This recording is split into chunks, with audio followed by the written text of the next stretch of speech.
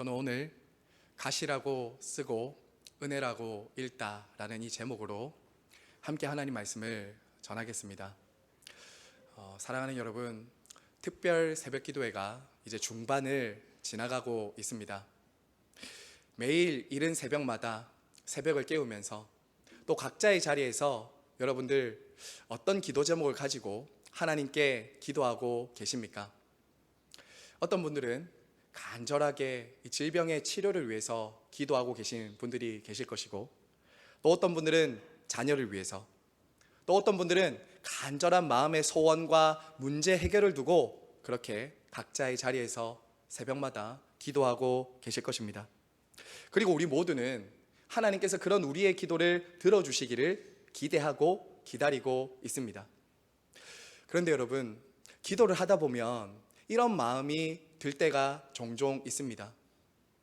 왜 기도를 하고 있는데 내 기도를 들어주시지 않는 것일까? 한 번만 기도하고 있는 것이 아니라 두 번, 세 번 부르짖고 있는데도 왜 내 기도를 하나님이 들어주시지 않는 것처럼 느껴지는 것일까? 정말 하나님이 내 기도 듣고 있는 것 맞나? 왜 옆에 있는 사람은 기도가 응답됐다고 하는데 내 기도는 이렇게 응답되지 않는 것처럼 느껴지는 것일까? 여러분, 이런 마음이 들 때가 우리 기도의 생활 가운데 있을 수 있습니다. 어쩌면 그런 마음이 드는 것은 당연하고 자연스러운 것입니다. 오늘 말씀에서 사도 바울도 그러한 경험을 했던 때가 있었습니다. 사도 바울도 자신의 간절한 기도 제목을 가지고 하나님께 3번이나 기도했었습니다. 하지만 그가 원하는 방식대로 응답받지 못했습니다.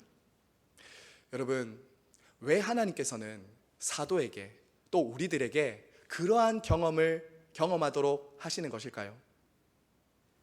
왜냐하면 성경이 말하고 있는 기도는 단순히 내가 원하는 것을 받아내는 수단이 아니라 하나님의 뜻을 깨닫는 통로이기 때문입니다. 성경이 우리에게 말하는 기도는 단순히 내가 원하는 것을 얻어내는 수단이 아니라 하나님의 뜻을 깨닫는 통로이기 때문이에요.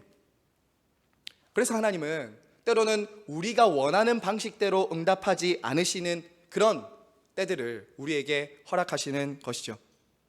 하지만 여러분, 기억하셔야 됩니다.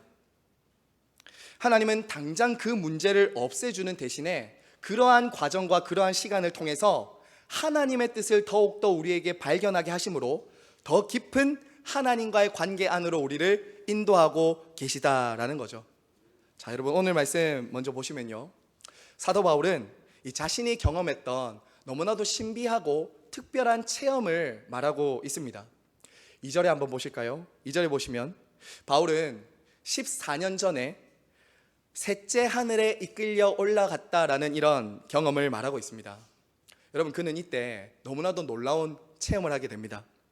2절과 3절에서 반복해서 지금 그가 무엇이라고 말하냐면요, 내가 몸 안에 있었는지 몸 밖에 있었는지 모를 만큼 황홀경에 빠져서 하나님의 계시를 지금 보았다라는 것이죠. 그리고 여러분, 4절에도 이어서 보시면 그가 낙원에서 가히 사람이 말로는 표현할 수 없는 그런 말을 들었다라고 할 정도로 너무나도 놀라운 경험과 체험을 사도 바울이 한 것입니다.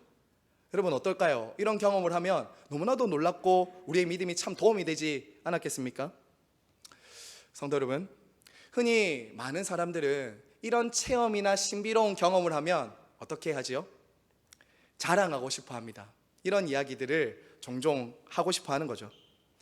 야, 지난밤에 내가 꿈을 꿨는데 하나님을 만났다든지 하나님의 음성을 직접 들었다든지 하면은 그런 말을 사람들에게 해주고 싶지 않았겠습니까? 또 천국과 지옥을 보고 왔다라든지 그런 경험들을 하면서 그런 경험들은 참 특별하게 이렇게 생각하면서 사람들에게 말을 하고 싶어 하는 것이죠. 물론 여러분, 그런 경험들도 나름대로 특별하고 의미가 있고 우리의 신앙생활을 유익하게 하는 면도 없지 않아 있습니다. 하지만 여러분, 그러한 특별하고 신비로운 체험이 곧 우리의 신앙의 수준이거나 모든 것을 말해주는 것은 아닙니다. 오히려 그런 신비한 체험과 경험은 하나님의 말씀에 따라서 분별하지 않으면 오히려 위험한 길로 갈 때도 참 많은 것이죠.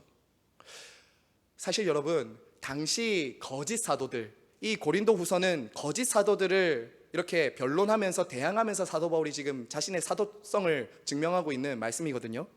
당시 거짓 사도들은 무엇으로 자신의 사도됨의 증명을 하려고 했냐면요, 바로 이러한 신비한 경험을 통해서 자신들의 권위를 증명하려고 했습니다. 그들의 사도됨의 증거로 주로 제시했던 것은 이것이었어요. 계시와 능력이었습니다. 계시와 능력. 기적을 행하고 병을 고치고 환상을 보고 놀라운 예언을 하고, 이런 것을 어떤 사도됨의 증명이라고, 진정성이라고 그렇게 말을 하고 다녔던 것이죠. 하지만 여러분, 오늘 말씀에서 사도 바울은 그러한 특별한 체험, 신비로운 경험을 자신의 사도성의 증명이나 어떤 자신의 사도됨의 증거로 제시하고 있지 않습니다. 여러분 1절 말씀 다시 보세요. 1절 보시면 나는 이것이 무익하지만 부득불 자랑한다. 지금 자랑하고 싶다는 것입니까? 안 하고 싶다는 것입니까? 나는 자랑을 안 하고 싶다는 거예요. 나는 이런 신비하고 놀라운 경험을 했지만 그것을 드러내놓고 내가 자랑하지는 않는다라고 말하면서 조심스럽게 이야기를 꺼내고 있는 것 보이시죠? 그러면 여러분, 사도가 정말 사도성을 위해서 자기를 드러내는 그 증거가 무엇입니까? 5절입니다. 5절 말씀 다 함께 한번 읽어볼까요? 시작.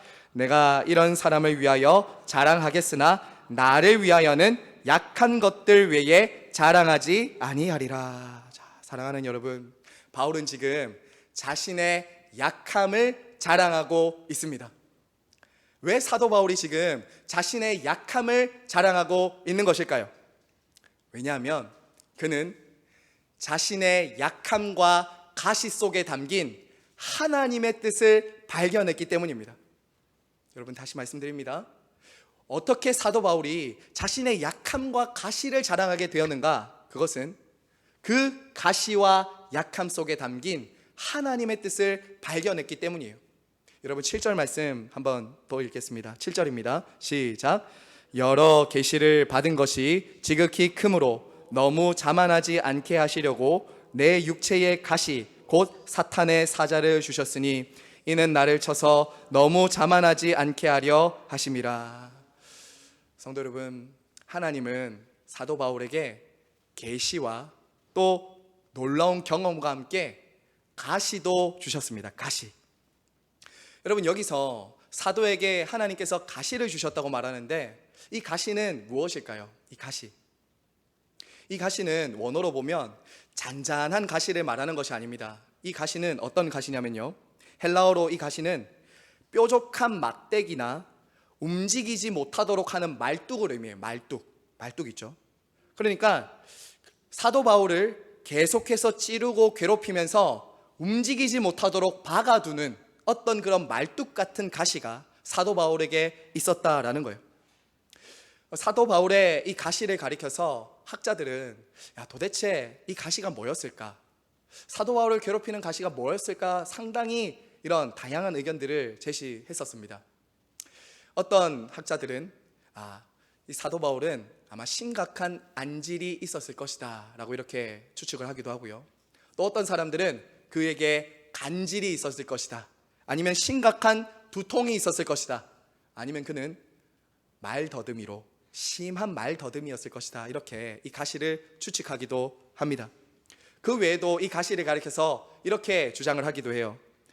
바울 안에도 은밀하게 도사리고 있었을 정욕이나 죄의 유혹, 아니다, 아마 사도 바울을 끊임없이 따라다니면서 괴롭혔던 유대인들이 아마 사도 바울의 가시였을 것이다 라고 이렇게 학자들은 바울의 가시에 대해서 다양한 의견들을 제시했었습니다. 물론 우리는 바울에게 실제적으로 어떤 가시가 있었는지 그에게 직접 듣지 않는 이상 우리는 알 수가 없습니다. 하지만 여기서 중요한 것이 무엇입니까? 분명한 것은 바울이 자신의 삶을 살아갈 때, 그리고 사역할 때 끊임없이 자기를 찌르고 움직이지 못하도록 하는 그 말뚝 같은 가시가 그의 삶에 있었다라는 것이죠. 그의 삶과 사역을 방해할 정도로 심각한 약점이 되는 가시가 그에게 있었다라는 거예요. 여러분, 예를 한번 들어서 생각해 보세요. 만약에 바울이 설교를 하고 있는데 갑자기 거품을 물고 쓰러진다면 어떨까요? 또 눈이 좋지 않아서 안질이 있어서 사람을 제대로 알아보지도 못하고 성도들도 제대로 알아보지도 못한다면 그것이 얼마나 성도들에게 걱정거리며 대적들에게는 비방거리가 되었겠습니까? 그래서 여기서 이 가시를 가리켜서 무엇이라고 합니까? 사탄의 사자라고 하잖아요. 사탄의 사자. 이 사탄의 사자라는 말은 이런 거예요. 사탄은 바울에게 이 가시를 통해서 끊임없이 그의 사역을 방해한 것이에요. 그리고 동시에 사탄은 그에게 있는 그 가시를 통해서 성도들과 사도 바울 사이를 이간질시키고 분열을 일으키려고 했다는 것, 이게 바로 그의 가시가 사탄의 사자가 되었다라는 것을 말해주고 있는 것이죠. 사랑하는 여러분, 그런데 말입니다. 참 바울의 마음을 더욱 답답하게 하고 힘들게 하는 것은 이것이었습니다. 이 가시를 가지고 하나님께 간절히 기도했는데 이 기도를 하나님이 응답하지 않으시는 겁니다. 자신이 원하는 대로 이 가시를 하나님이 뽑아주시지 않는 것, 이것이 바울에게 큰 고통이었어요. 여러분 8절 한번 보세요. 8절에 보시면 우리 한번 읽어볼까요? 시작. 이것이 내게서 떠나가게 하기 위하여 내가 3번 주께 간구하였더니, 여러분 사도 바울은 3번이나 간절히 이 가시를 좀 빼달라고 하나님께 기도했습니다. 여기서 이 3번은 물리적인 3번의 숫자가 아니라 반복해서 간절히 완전히 하나님께 기도했다는 거예요. 여러분 바울은 정말 이 가시를 가지고 하나님께 빼달라고, 하나님 고쳐달라고 간절히 기도했습니다. 여러분 사도 바울이, 대사도인 이 사도 바울이 이 정도로 기도했으면 하나님이 응답해 주셔야 하지 않겠습니까? 사도 바울이잖아요. 하지만 하나님은 어떻게 하셨습니까? 그의 가시를 빼주지 않으셨습니다. 그의 가시를 빼주시지 않으셨다고요. 하나님은 그가 원하는 방식대로 응답해 주시지 않으셨어요. 대신 하나님은 사도 바울에게 있는 그 가시의 의미를 말씀해 주셨어요. 너에게 있는 그 가시의 의미와 뜻을 하나님이 알려주시는 것이죠. 여러분 7절 말씀 다시 보세요. 여러 계시를 받은 것이 지극히 크므로 너무 자만하지 않게 하시려고 내 육체의 가시 곧 사탄의 사자를 주셨으니 이는 나를 쳐서 너무 자만하지 않게 하려 하심이라. 여러분 하나님은 사도 바울이 자만하지 않게 하시려고 가시를 주셨습니다. 즉 사도 바울에게 이 가시는 그를 지켜주는 하나님의 보호 장치였던 것이죠. 바울은 바로 기도 가운데서 하나님이 나에게 주신 이 가시는 나를 괴롭히고 찌르는 것이 아니라 오히려 나를 보호해 주신다라는 것을 기도 가운데 깨닫게 된 것이죠. 사랑하는 성도 여러분, 저와 여러분의 기도 가운데 일어나는 일들이 이런 일입니다. 우리의 기도는 하나님과 관계가 깊어지고 하나님의 뜻을 점점 알아가면 알아갈수록 저와 여러분의 기도 가운데는 이런 일들이 일어나는 것입니다. 하나님과의 관계가 깊어지고 하나님과 점점 더 친밀해지기 시작하면 어떤 일이 일어납니까? 전에는 기도가 이런 기도였어요. 내가 원하는 것 이루어 주시고 내 문제를 해결해 주시고 내 소원을 들어주는 것이 최우선이었고 기도의 전부였어요. 그런데 하나님과의 관계가 깊어지고 주님의 뜻을 점점 알아가면 알아갈수록 우리의 기도가 점점 달라지는 거예요. 점점 바뀌기 시작하는 거예요. 어떻게 되기 시작합니까? 하나님의 뜻이 무엇일까? 하나님이 원하시는 것은 무엇일까로 점점 기도의 내용이 달라지기 시작하는 것이죠.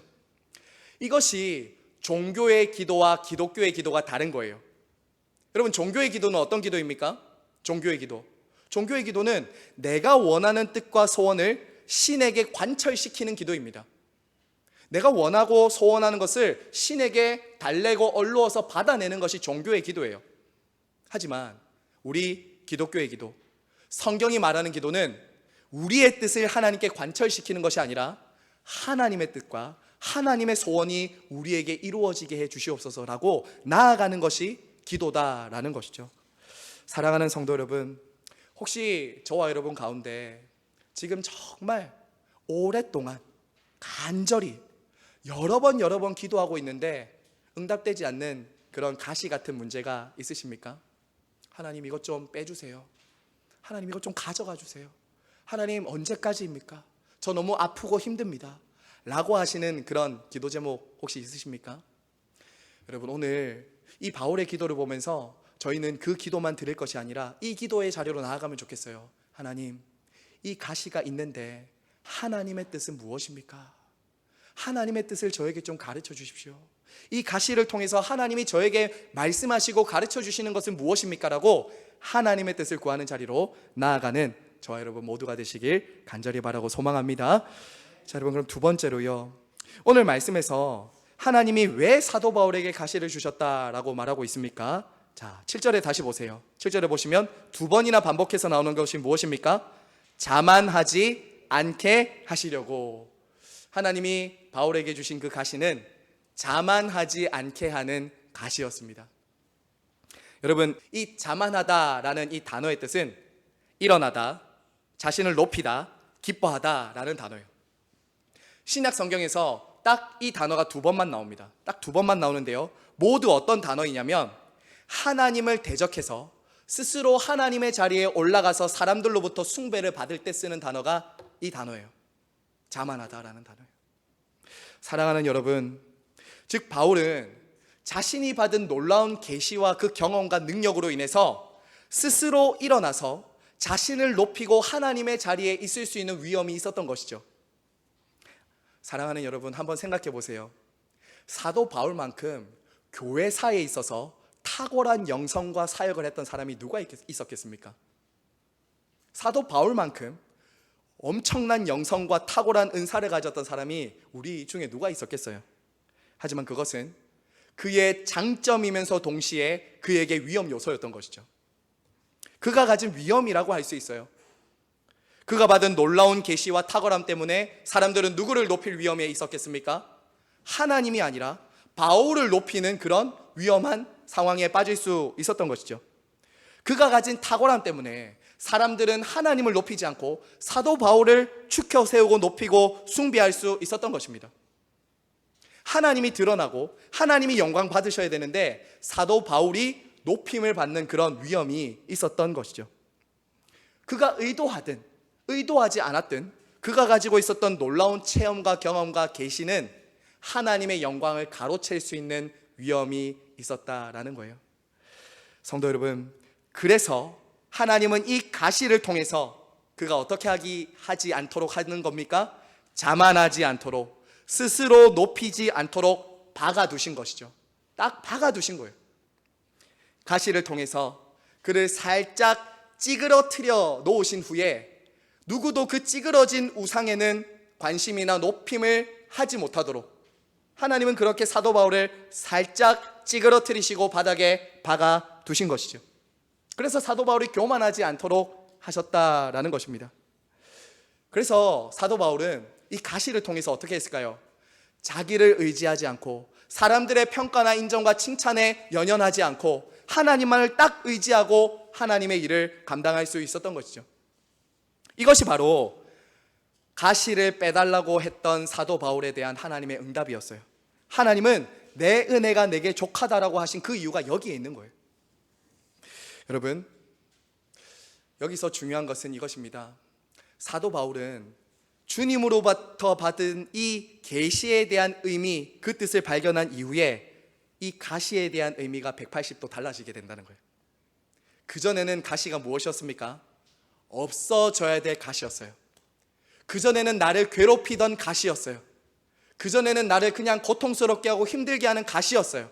그런데 주님께서 내 은혜가 내게 족하다, 내가 너를 자만하지 않도록 하기 위해서 이 가시를 주셨다라는 그 하나님의 의미 해석, 그 뜻을 발견한 이후부터 그에게 가시는 더 이상 가시가 아니었습니다.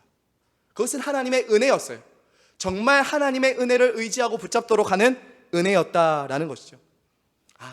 이 가시를 통해서 하나님은 나를 교만하지 않게 하시는구나. 하나님은 이 가시를 통해서 내가 하나님만을 온전히 의지하도록 하시는구나. 나를 더 가까이 오게 하시는구나 라고 그렇게 사도 바울은 깨닫게 된 것입니다. 그래서 가시가 하나님의 은혜임을 깨닫고 기뻐하고 감사했던 것이죠. 주 안에서 사랑하는 성도 여러분, 여러분에게는 어떤 가시가 있으십니까? 저와 여러분에게는 여러분을 찌르고 고통스럽게 하고 참 아프게 하는 가시가 무엇입니까? 어떤 분들에게는 육체의 질병일 수도 있고요, 어떤 분들에게는 관계일 수도 있습니다. 어떤 분들에게는 가족일 수도 있어요. 저와 여러분에게 어떤 가시가 있는지 저는 모르지만 여러분, 그 가시 속에 하나님께서는 어쩌면 저와 여러분을 겸손하게 하기 위해서 그 가시를 두고 계시다는 것 여러분 기억하셔야 됩니다. 한번 생각해 보세요. 여러분이 하는 모든 일이 다 잘 되고, 내가 하는 모든 기도가 다 응답되고, 내가 모든 힘을 가지고 내가 막 잘 산다. 그러면 여러분, 저와 여러분 안에 어떤 마음이 들까요? 은연중에 내 안에도 교만한 마음이 들어와요. 대부분 사람들은 이런 마음을 가집니다. 내가 기도하는 것이 다 응답되고, 내가 하는 일이 다 잘 되고, 건강하고, 거기다 자식까지 문제가 없고, 이런 걸 다 원해요. 자, 그런데 정말 그렇게 여러분들이 원하는 대로 다 된다, 그럼 여러분 좋으시겠죠. 그런데 한편 깊은 곳에는 어떤 것이 일어나는지 아십니까? 아, 내가 그래도 이만하면 괜찮네, 하나님의 힘과 은혜를 의지하지 않아도 내가 잘 살 수 있구나 라는 은연중에 그런 마음들이 우리 안에 들어온다는 거예요. 하나님 없이도, 그분을 절대적으로 의지하지 않아도 내 힘으로 살 수 있구나 라는 것을 알게 되는 것이죠. 이런 생각들이 은연중에 우리 안에 들어와요. 그러면 무엇을 자랑합니까? 내가 이룬 것, 내가 가진 것, 내가 기도해서 응답받은 것들을 사람들은 자랑하게 되는 것이지요. 결국 그것은 하나님께 온전히 돌려야 될 그 영광을 자기가 스스로 취하는 사탄의 자리에 앉게 되는 일을 벌이게 된다라는 것입니다. 사랑하는 성도 여러분, 그래서 때로는 하나님은 저와 여러분의 기도를 유보시킬 때도 있습니다. 때로는 하나님은 유보하시면서, 때로는 그 가시를 주시면서 우리가 교만하지 않도록, 스스로의 힘으로는 설 수 있는 사람이 아니라는 것을 그 가시를 주시면서, 때로는 그 기도를 유보하시면서 우리들에게 가르쳐 주신다라는 거죠. 그래서 여러분, 때로는 저와 여러분의 그 가시가 나를 겸손하게 하고 더 하나님의 은혜의 보좌 앞으로 나아가게 하는 은혜의 통로가 된다는 것 여러분 꼭 기억하시기를 바랍니다. 자, 여러분, 그 끝으로 오늘 이 가시는, 이 사도 바울이 가지고 있었던 약함은 무엇이었습니까? 바로 하나님의 강함을 드러내는 도구가 되었습니다. 우리 마지막으로 9절과 10절 말씀 다 함께 읽겠습니다. 시작. 나에게 이르시기를 능력이 약한 데서 온전하여 짐이라 하신지라. 그러므로 도리어 크게 기뻐함으로 나의 여러 약한 것들에 대하여 자랑하리니 이는 그리스도의 능력이 내게 머물게 하려 함이라. 그러므로 내가 그리스도를 위하여 약한 것들과 능욕과 궁핍과 박해와 곤고를 기뻐하노니 이는 내가 약한 그때의 강함이라. 아멘. 여러분, 여러분이 가지고 계신 이 성경에 보시면 9절 끝에 머물게 하려 함이라 라고 되어 있고 괄호가 되어 있죠. 괄호가 1이라고 되어 있고 각주가 아마 있을 것입니다. 그 각주에 보시면 밑에 이렇게 되어 있죠. 장막으로 덮게 라고 되어 있습니다. 장막으로 덮게. 여러분, 이 머문다라는 이 단어는요, 당시 하나님의 임재가 있었던 성막에 사용되었던 단어입니다. 성막에 사용되었던 단어예요. 여러분, 구약시대에 하나님의 영광과 임재가 어디에 있었습니까? 하나님의 영광과 임재는 화려한 왕궁에 있지 않았어요. 초라해 보이는 텐트, 누구도 저기에 왕이신 하나님이 거하신다라고 인정하지 못할 그런 초라한 텐트 속에 있었다고요. 하지만 여러분, 그러한 초라한 장막이었지만 하나님의 영광과 임재는 그곳에 함께하고 있었어요. 그것이 바로 하나님의 영광과 임재가 연약한 예수 그리스도를 믿는 저와 여러분 안에 머문다는 의미입니다. 사랑하는 여러분, 우리 하나님의 영광과 임재가 이 땅에 가장 충만히 완전히 드러났던 때가 언제입니까? 우리 하나님의 영광과 임재가 장막처럼 우리 가운데 머무시는 것처럼 가장 충만하게 임재했던 때는 바로 예수 그리스도께서 이 땅에 오셨을 때입니다. 우리가 그를 보매 은혜와 진리가 충만하더라. 그리스도께서 우리 가운데 이 땅에 오셨을 때 그분의 영광과 임재가 가장 충만히 드러났습니다. 여러분, 그런데 한번 생각해 보세요. 우리 예수님이 어떤 모습으로 이 땅에 오셨습니까? 강한 모습으로 오셨습니까? 누가 봐도 왕이라고 인정받을 만한 모습으로 오셨습니까? 아닙니다. 그분은 초라하고 약한 모습으로 이 땅에 오셨습니다. 하지만 하나님의 영광과 임재는 어디에 머무셨습니까? 바로 그 초라한, 그 약한 당신의 아들 예수 그리스도 안에 충만히 임재하셨습니다. 여러분 성경 한 장만 넘겨보세요. 13장, 고린도후서 13장에 보시면 하나님의 능력이 그리스도의 육체 가운데 어떻게 임했는지 우리에게 말하고 있어요. 여러분 13장 4절 말씀 우리 한번 같이 읽겠습니다. 13장 4절 시작. 그리스도께서 약하심으로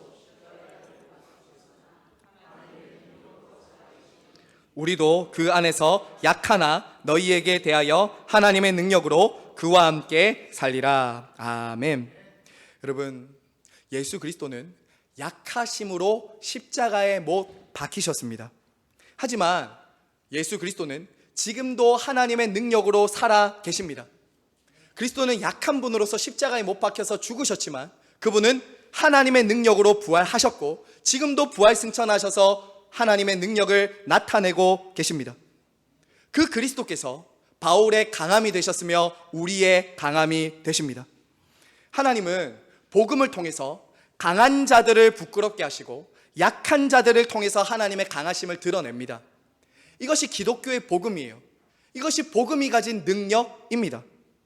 여러분 그래서 우리가 이러한 약하심으로 하나님의 강하심을 드러내신 예수 그리스도를 생각할 때 우리의 기도도 달라질 수밖에 없어요. 저와 여러분의 기도도 그냥 나를 강하게 해주십시오라는 그런 기도에 머물 수 없다고요.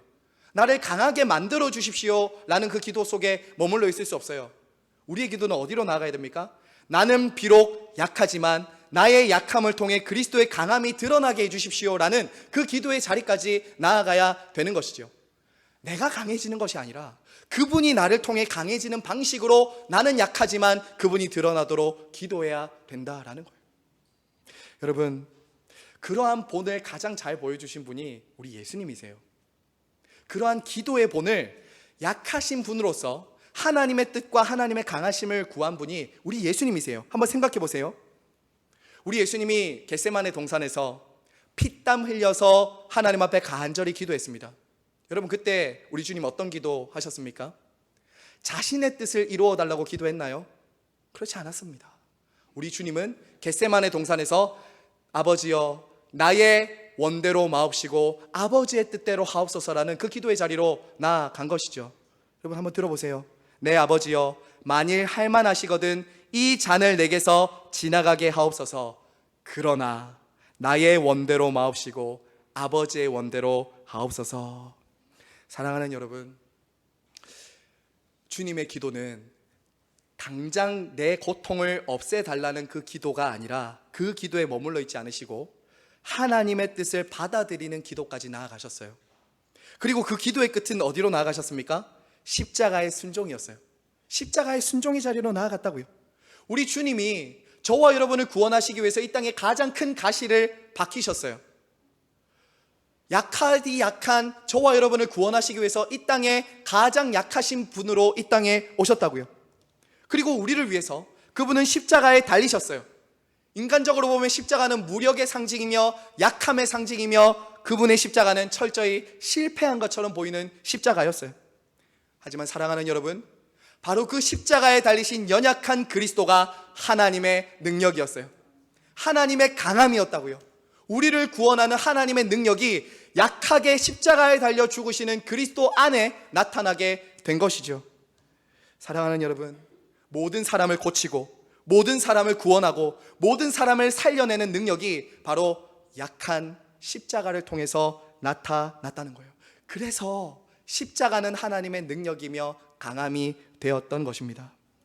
여러분, 그리스도께서 십자가에서 겟세마네에서 당신의 뜻을 꺾으시고 거절당하셨기 때문에 그리스도의 기도가 거절당하시고 그리스도의 기도가 자신의 뜻을 꺾는 기도셨기 때문에 저와 여러분의 기도가 하나님께 응답될 수 있는 것입니다. 저와 여러분의 기도를 하나님이 받아주시는 것이라고요. 정말 그리스도의 약함이 우리의 강함이 되지 않습니까? 사랑하는 성도 여러분, 말씀을 맺겠습니다. 저는 지금 예배드리는 여러분들의 가시가 무엇인지 사실 다 알지 못합니다. 하지만 하나님은 저와 여러분에게 지금 그 가시를 주셨습니다. 하지만 하나님은 그 가시를 통해서 우리가 하나님의 은혜를 발견하기를 원하십니다. 우리가 그 가시를 가지고 기도하며 하나님께 올려드린다면 그 가시는 더 이상 가시가 아니라 하나님의 은혜와 능력을 경험하는 통로가 될 것입니다. 여러분이 오늘 한번, 지금 예배 후에 한번, 오늘 나중에 목장 모임 때 여러분이 아니면 집에 가셔서라도 내게 정말 없어졌으면 하는 가시를 한번 적어보세요. 여러분 한번 적어보십시오. 한번 내게 이런 가시들이 참 없어졌으면 좋겠다, 이 가시가 참 없어졌으면 좋겠다라고 한번 적어보세요. 그런데 말입니다, 그것을 적는 것으로 끝내지 마시고 여러분 한번 생각해 보세요. 그 가시 때문에 하나님께 더 나아가게 됐고, 그 가시 때문에 하나님 앞에 더 겸손하게 됐고, 그 가시 때문에 하나님의 은혜를 더 의지하게 됐다면 여러분이 쓰신 그 가시는 가시로 읽는 것이 아니라 은혜라고 읽어야 됩니다. 은혜라고 읽어야 돼요. 여러분이 가지고 있는 수많은 그 가시들이 하나님께 더 가까이 나아가고 하나님의 은혜를 더 의지하게 됐고 하나님 앞에 여러분이 겸손하게 되는 것이 되었다면 그것은 더 이상 여러분에게 가시가 아닙니다. 여러분을 사랑하시는 하나님의 은혜로 읽으셔야 됩니다. 그리고 하나님의 은혜가 임하기 시작할 때부터 우리 안에 가시를 가시로 보지 않게 되는 눈이 열린다는 것 여러분 경험하게 되시기를 바랍니다. 하나님께서 저와 여러분에게 이 가시를 가시로 보지 않고 은혜로 볼 수 있는 눈을 열어주시기를 저는 간절히 기도합니다. 하나님, 제게 이런 가시가 있습니다. 남들은 모르지만 하나님, 저는 이 가시가 있습니다. 그리고 이 가시가 참 저를 찌르고 고통스럽게 하고 아프게 합니다. 하나님, 제가 이 가시를 위해서 하나님 오래 기도했잖아요. 하지만 하나님이 이 가시를 뽑아주시지 않는다면 제가 이 가시를 하나님께 올려드리겠습니다. 이 가시를 사용해 주세요. 하나님, 이 가시를 사용해 주세요. 하나님, 이 가시가 더 이상 내게 가시가 아니라 하나님의 영광을 드러내는, 하나님의 강함을 드러내는 도구가 되게 해 주시옵소서. 그래서 이 가시가 하나님의 교회와 가정과 이웃을 살리는 하나님의 도구가 되도록 저를 좀 사용해 주세요. 그렇게 된다면 저와 여러분에게 있는 그 가시는 더 이상 가시가 아니라 은혜다라는 것을 여러분 알게 되실 것입니다. 성도 여러분, 우리는 가시가 없어지는 데에 많은 관심이 있지만 하나님은요, 저와 여러분에게 관심이 있으십니다. 우리는 가시가 없어지는 데 관심을 가지지만 하나님은 정말 저와 여러분에게 관심을 가지고 계세요. 그 가시로 인해서 하나님의 은혜를 더 부유하게 경험하기를 원하세요. 하나님만을 의지하고 하나님께만 영광 돌리는 사람으로 우리를 그 가시를 통해서 빚어가기를 원하신다고요. 하나님께서 이번 한 주간, 고난 주간을 통해서도 기도의 자리에서 각자에게 주신 그 가시를 가지고 하나님 앞에 나아갈 때 그 가시가 은혜였다는 것을 깨닫게 해주시고 그 가시를 통해서 하나님의 역사가 나타날 수 있다는 것을 알게 해주셔서 가시가 간증이 되고 가시가 능력이 되고 약함이 강함이 되는 그 은혜를 경험하게 해주시기를 간절히 바라고 소망합니다. 이 시간 함께 우리